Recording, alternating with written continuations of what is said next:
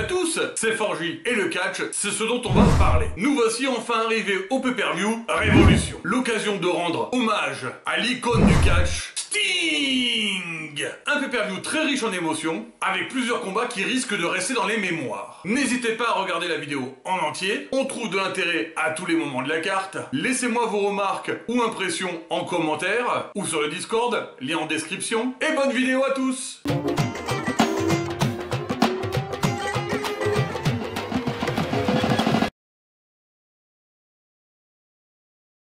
Je reviens rapidement sur le pré-show. Le Bang Bang Scissor Gang se retrouve dans une sorte de match d'exhibition avec la troupe étendue de Jeff Jarrett. C'est un combat plutôt fun, avec de très bons moments, notamment la marche à l'unisson en suivant le dernier des hors-la-loi.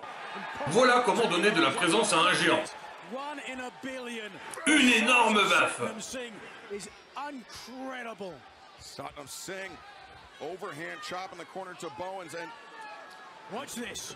Une projection à l'autre bout du ring. Et enfin, il traîne le corps sans vie d'Anthony Bowens dans son coin.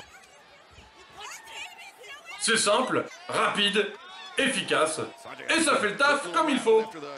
Belle combinaison des Private Party, Senton Atomico et 450 Splash. Spectaculaire. Pauvre Daddy Ass. Il y a une très bonne vibe à coup de Scissor Me Timber, d'un Billy Gunn toujours aussi puissant et populaire, et bien sûr, Jay White, en vrai leader de ce mouvement. Il fait son taf pour donner envie de voir la suite, et en attendant un programme solo dans les prochains temps, attention, spoiler, c'est pour Big Business contre Darby Allin, il me régale sur le ring et au micro. Une très bonne entame de soirée. Niveau pronostic, pas d'erreur de ma part. Un bon 3 sur 5 pour le Feel Good Moment. The Bastard Pack est bientôt de retour. Un moment que j'attends avec impatience. Dernier affrontement de ce Zero Hour, Willow et Chris se battent avec les sorcières, Sky et Julia. Art a vraiment progressé. Elle a beaucoup plus de présence qu'avant, et sa technique et ses mouvements sur le ring sont de plus en plus crédibles. L'alchimie fonctionne bien avec Sky, même si je trouve que cette dernière se retrouve pas mal éclipsée par sa collègue sorcière. Willow est toujours aussi fun et souriante, mais avec beaucoup de puissance, ce qui ne manque pas non plus à sa partenaire Chris Statlander. Victoire des Babyface, ce qui était mon pronostic, donc pour le moment, ça va. 1-3 également, pour un bon moment de catch dans la division féminine. On arrive au show principal. Et ça commence bien avec le titre TNT en jeu entre le patriarche, Christian Cage, et celui qui a gagné en popularité depuis le Continental Classic, Daniel, moi je veux ce titre, Garcia. Il commence pas très fort le Danny, avec le meilleur papa de tous qui utilise sa vaste expérience pour mener la danse, ce qui est cocasse vu la spécialité de Garcia. Mais Danny a du cœur, et sa technique lui permet peu à peu de renverser la tendance. Ciblant la jambe de Christian, il sait que celui-ci aura plus de mal à récupérer qu'un jeune adversaire et s'acharne pour l'affaiblir. Maintenant, qui dit la patriarchie dit intervention. Et le dino Killswitch est aux aguets pour rendre l'avantage à son mentor. Mais c'est sans compter sur un autre papa, Daddy Magic, qui s'occupe de l'extinction du géant écailleux. Le travail sur la jambe a porté ses fruits, et alors que Christian veut porter une spear, sa jambe l'arrête à mi-parcours. Daniel, c'est mon moment, Garcia en profite, il attrape le vétéran pour un pile driver dévastateur, presque tombé. Contre, suivi d'une high technique maneuver, la victoire est apportée. Non, la corde! C'est le signal pour le prodige Nick Wayne, cutter. Le papa n'a plus qu'à dérouler. Killswitch.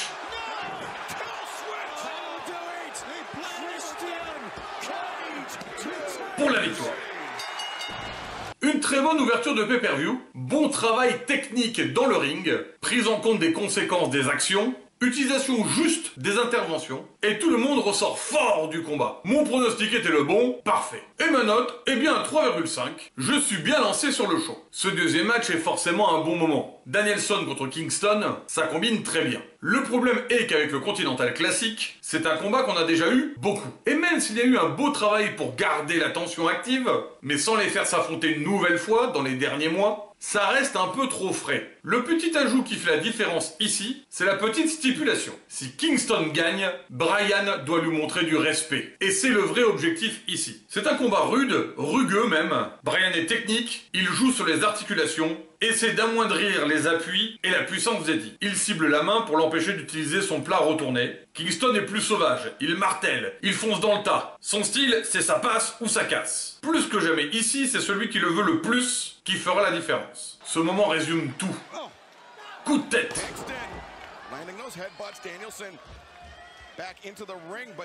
Eddie frappe, coup de coude. Il fait tomber Bryan à la hargne. Et celui-ci revient, coup de pied aérien. Kingston est sonné.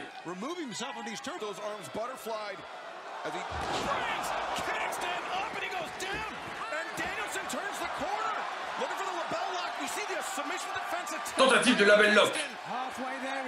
Ça marche pas, il change. Il tire sur les doigts, la main, le bras. Mais Eddie résiste, puise dans ses ressources et brise la prise. Toute la tension du combat est là.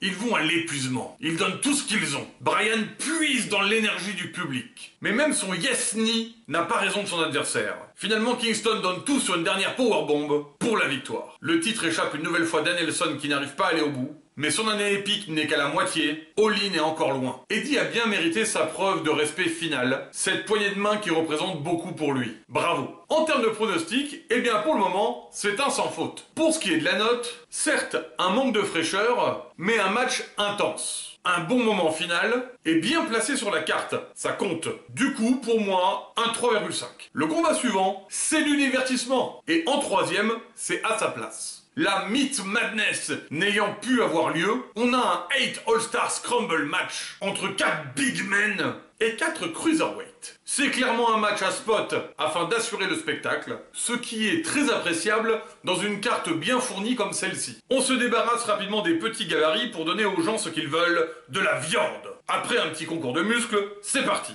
Allez, boum, Meat. Boum, Meat. Boum, Meat. Reboum, Meat. Et c'est parti pour un gros fracassage, festival de partance. Petit face-à-face Wardlow et Lance Archer.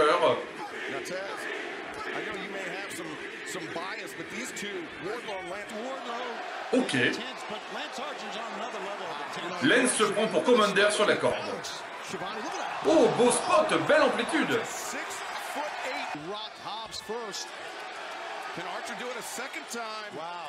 On est reparti, allez. Ouh, Spinebuster dévastateur. Death Valley Driver, ok, ça claque. Et c'est Wardlow au finish pour un ciseau de tête. Gros spectacle.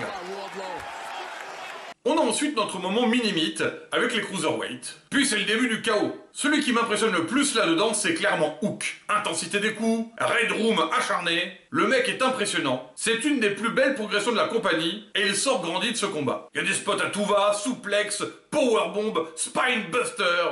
Bref, c'est un bon divertissement. On a même un Wall of Jericho pendant un Red Room de Hook et ça c'est très cool. Bref, des spots, de l'action, tout cela très bien filmé et suivi. C'était très fun.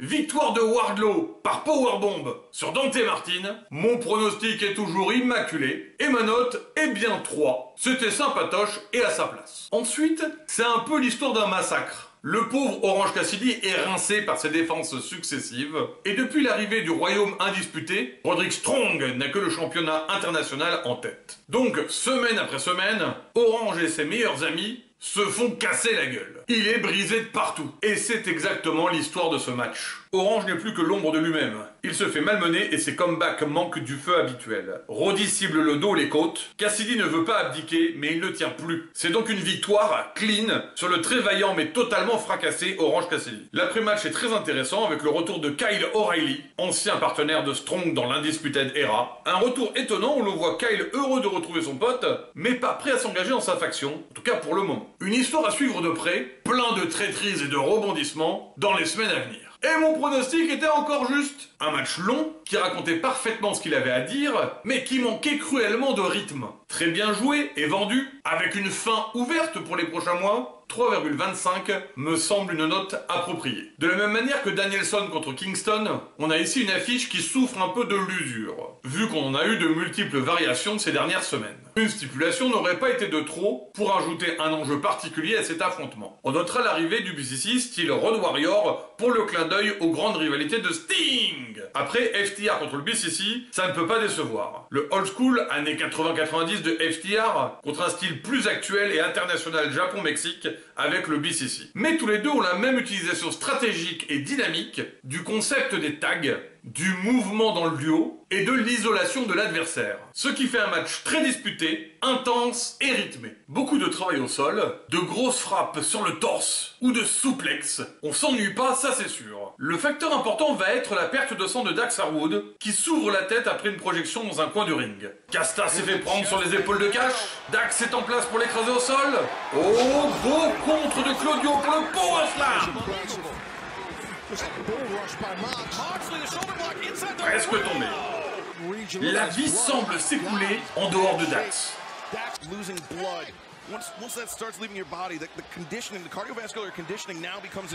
Magnifique Coco combo de Casta et Mox. Presque tombé. Les mecs donnent tout. On a de superbes combinaisons. Ils ne lâcheront rien tant qu'ils peuvent tenir debout. Quelques fracassages, pile driver et autres joyeusetés plus tard. Dax se fait choper en bulldog slipper par John. Cash veut venir l'aider, mais Casta le prend à son tour en soumission.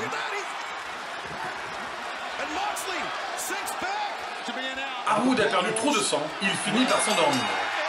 Victoire dans la sueur et le sang du Blackpool Combat Club. Pas de poignée de main après le combat, mais un regard qui en dit long sur le respect que les deux équipes ont trouvé ici. Premier faux pas de la soirée, niveau pronostic. Je croyais que celle-là était pour FTR, moi. Alors oui, c'est un programme qu'on peut avoir l'impression d'avoir vu beaucoup, mais c'est tellement fait de main de maître, il y a une vraie synergie entre les deux groupes, je me suis totalement laissé prendre dans ce deuxième visionnage. Un 3,75 bien mérité. Mais Tony Storm a régressé ? Ah mais non, c'est Mariamé. Oh, je me suis fait avoir. Bon, là c'est un peu ma sirène d'alarme de la soirée. C'est personnel, hein, mais autant je suis vraiment fan du personnage de Timeless Tony Storm, autant j'aime beaucoup cette histoire entre elle et Diona Purrazzo, les sœurs de tatouage, autant là, malgré le bon travail au ring, j'ai trouvé que ça allait pas. Il y a quelque chose qui m'a juste pas pris. Du coup, je vous laisse avec Kev Larage sur ce match. Ouais les potes, désolé de prendre la parole comme ça, mais ça va pas ce match. J'ai rien contre les demoiselles, hein. Mais c'est mou ce match. Je sais pas si c'est parce qu'il y a trop de prises au sol, ou qu'elles ont pas dormi les meufs. Mais il y a un vrai problème de rythme les potes. On s'endort quoi. Même le coup dans les joyeuses qu'elle a pas, bah ça marche pas de ouf. Regardez ça, c'est un bon exemple. C'est mou, c'est cool. Y a aucune énergie, aucune intensité. Désolé mais je vois ça. Pour le coup, je fais la pause pipi moi. Et quand ça commence un peu à devenir quelque chose, avec prise de bras, coup de cul et ankle lock, c'est là qu'il y a des interventions, mon pote. Et là, franchement, ils auraient dû s'en passer. Donc, distraction, finisher, victoire de Tony. Le changement dans la division féminine, c'est pas maintenant, mon pote. Allez, je me barre. Bon, bah, je me suis planté pour la deuxième fois dans mes pronos. Effectivement, j'imagine que les changements, ça sera pour après Big Business. Dommage, occasion manquée. Ma note, bah 2,5. C'était pas horrible, juste, je me suis pas mis dedans du tout. Ça arrive, hein. Timeless, c'est un super perso, unique en son genre, mais c'est pas utile qu'elle ait la ceinture si vous voulez mon avis. Bonjour à tous, c'est Ticket, le boss. Ça y est, on arrive aux 3 main events. Oh, je vous ai gâté aujourd'hui, hein. On commence avec Will Ospreay contre Konosuke Takeshita. Ça va se bastonner dur, ça. Je suis trop content de l'avoir récupéré, Will Ospreay. Avant de venir ici, il m'a même invité à la Ref Pro. Je l'ai vu combattre contre Michael Oku. Eh ben, c'était génial.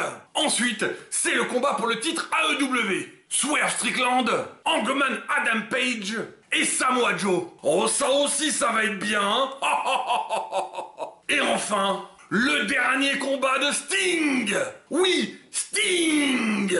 Si ça vaut pas le coup de regarder Révolution, eh ben je suis plus booker de catch. Et vous voulez pas ça, hein? Hein? Allez, tout ça, c'est cadeau, c'est pour moi. Premier des 3 main events de la soirée, et premier match d'Ospreay en tant que membre du roster de la AEW. Et le moins que l'on puisse dire, c'est que son arrivée est marquante. Don Callis décide de faire de l'exhibition entre les figures de sa familia, et les gars, ils vont pas en mode vacances. Je sais même pas quoi raconter, tout y est. Amplitude, impact, envolée, intensité. On a ici deux des meilleurs catcheurs du roster.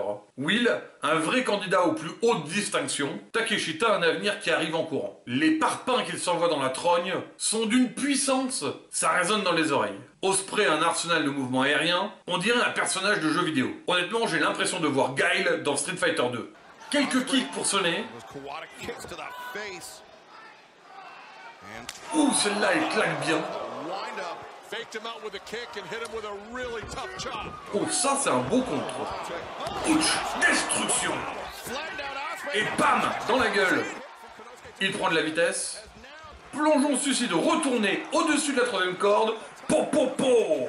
Quelle intensité ce match. Quelle amplitude! Konosuke est un vrai guerrier, et lui aussi sait faire le show. Tout est beau dans ce combat et exécuté à la perfection. Souplex, coup aérien, je suis toujours autant scotché dessus à ma deuxième vision. Et leurs expressions corporelles, leur visage, l'histoire est là, y a pas besoin de promo pour tout expliquer. Allez viens, dit Takeshita. On ressent l'impact. Ils le vendent sur leur visage.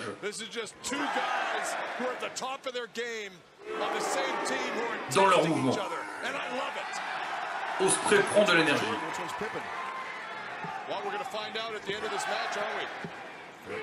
Ça suffit pas, il est touché. Takeshita domine de sa puissance.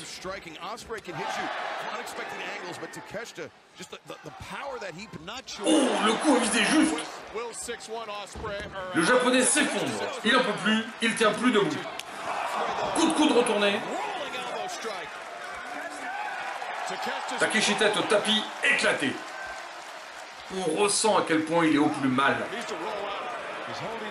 Mais Konosuke n'a pas dit son dernier mot et reprend du poil de la bête avec de nouvelles prises dévastatrices. Faut pas oublier qu'il a déjà séché Suzuki et Ibushi le bougre. Ouch, ce coup de tête torpille, ça fait mal. Super kick pour assommer l'adversaire. Tentative de ciseau de tête, mais Takeshita bloque le mouvement. Oh, le contre. Mon Dieu, le dos de Will. Il s'est fait fracasser. Ce bleu, il va s'en souvenir. Coup de genou sans aucune pitié. Presque tombé.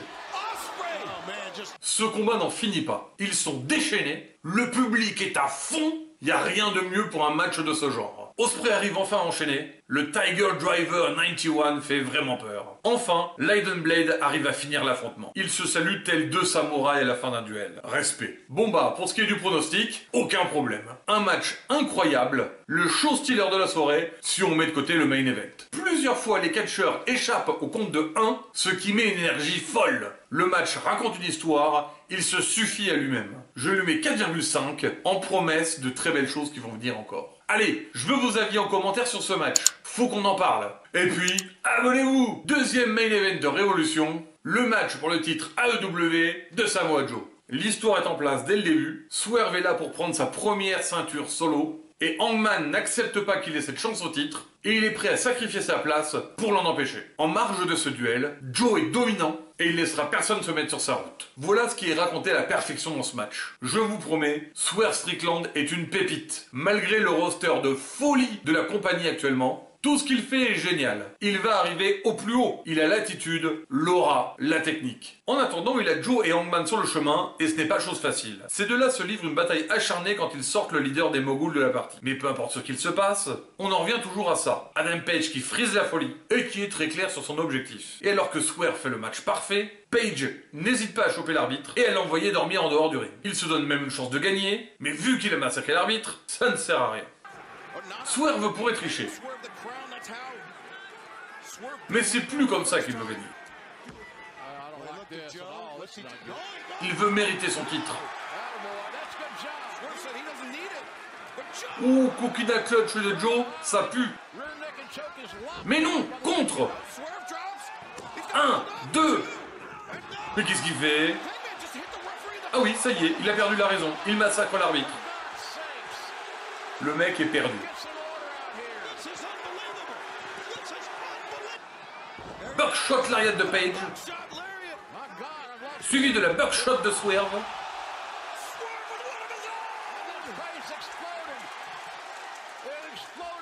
Allez, c'est bon. c'est pour lui. Non! Joe le vire et attrape Hangman, qui tape. Peut-être pour empêcher Swerve de revenir.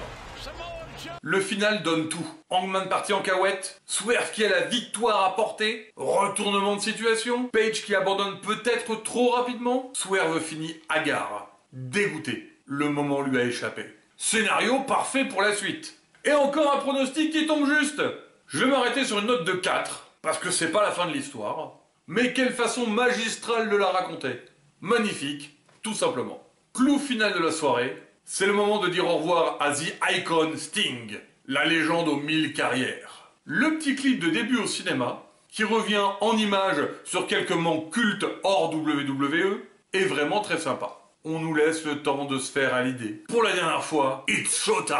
Et puis quelle entrée, aux côtés de ses deux fils, en cosplay de ses années passées, on est tout de suite dedans. Sans disqualification, on est là pour un match qui a pas peur de faire de la cascade et de se mettre en danger. Le petit passage sur le ring des deux fils est cool, ils font de très bons Stinger Splash. Et le double Scorpion Deathlock de Sting est très cool. Les Bugs vont passer un sale quart d'heure. Quand ça sort des tables et de la plaque de verre, tu sais déjà qu'on va avoir du beau spectacle. Allez, ça enchaîne, Darby passe à travers deux tables d'un côté de l'entrée, et Sting se prend la même de l'autre. Puis on fracasse Allin sur une échelle, histoire de prendre soin de sa scoliose. Allez, spectaculaire j'ai dit, c'est parti.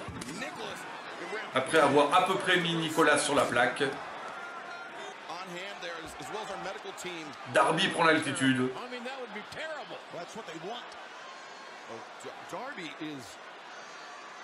Il invoque son mentor et s'élance. Wow, quelle explosion! Personne à l'arrivée et Allin à l'agonie. Il s'est viré tout seul du match.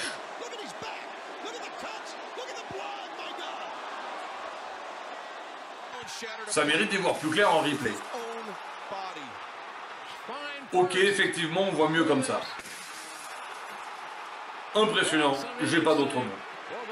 C'est au tour de Sting maintenant. Allez, éclatage dans une table.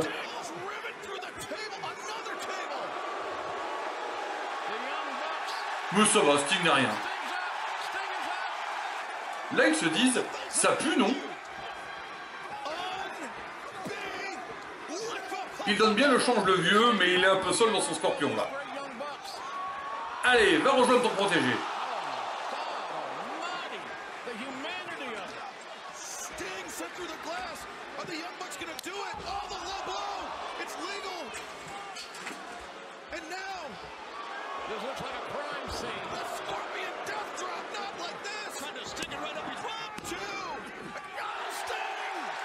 Bon, après ça, les Bucks font le ménage chez les vieux. D'abord Ricky Steamboat, puis Ric Flair par un double super kick. Allez, coup de ceinture et super kick parti sur Sting. Nocelle, il est en transe, ça y est. Le sang l'a réveillé, il est invincible. Darby revient et fait tomber Nicolas dans une table. Coffin drop, Scorpion Deathlock, emballé, c'est plié. Et maintenant, enjoy. Il quitte invaincu avec Darby Allin. Sting finit dans la légende. Pour le coup, c'est un vrai moment iconique. Mon pronostic était juste. Et ma note, ben 5, je m'en balèque. Le moment restera mythique. C'est comme ça qu'on dit au revoir à un monument du catch. C'était Révolution. L'AEW Week sera publié mercredi comme d'habitude. Et si vous êtes dans la région bordelaise le 30 mars, vous pouvez venir voir Unity de la FRPW à la salle Belgrave de Pessac. On vous y attend, nombreux. N'hésitez pas à faire vos retours, ou donner vos impressions dans les commentaires, ou bien même sur le Discord. Lien dans la description. À tous les bastonneurs et les bastonneuses, à très vite, c'était Steve!